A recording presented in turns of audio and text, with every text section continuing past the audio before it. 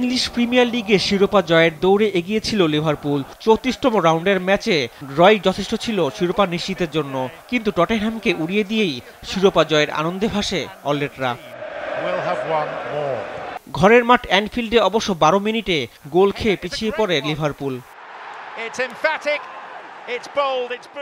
এরপর লিভারপুলকে আর আটকাতে পারেনি টটেনহ্যাম। 16 মিনিটে লুইস ডিয়াজের গোলে সমতায় ফেরে লিভারপুল। 24 মিনিটে ডি বক্সের বাইরে থেকে জোরালো শটে দলকে এগিয়ে দেন আর্জেন্টাইন মিডফিল্ডার ম্যাকেলিস্টার। আর 34 মিনিটে কোডি গাকপোর গোলে প্রথমার্ধেই 3-1 গোলে লিড পায় অলরেড শিবির। বিরতির পর 63 মিনিটে মোহাম্মদ সালাহ স্কোরশিটে নাম তোলেন।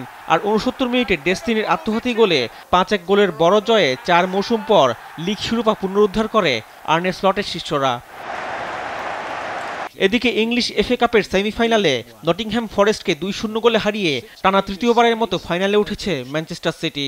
ওয়েমব্লি স্টেডিয়ামে ম্যাচের দ্বিতীয় মিনিটে রিকো লেউইসের গোলে এগিয়ে যায় সিটিজেনরা।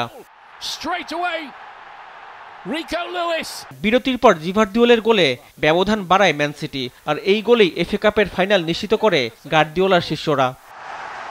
রিফাত আঞ্জুম, দেশ টিভি, স্পোর্টস ডেস্ক।